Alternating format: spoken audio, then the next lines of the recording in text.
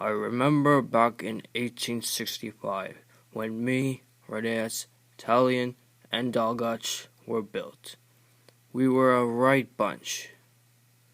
Splutters! Be quiet, Renes! I was a young engine back then.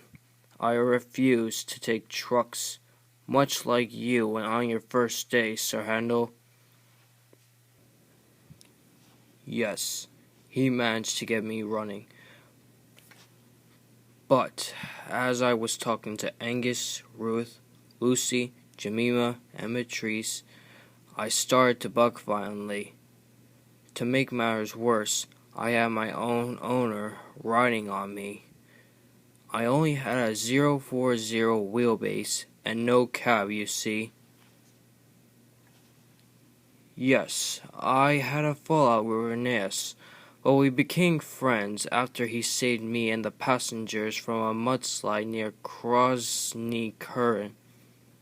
Tell us, Duncan. Speaking of which, Rusty and Ivo Hugh are visiting Talion. I wonder how they're getting on. Yes, sir. How embarrassing. Yes, I remember the thing controller named us when we arrived. I was called Stewart. Gladly, sir.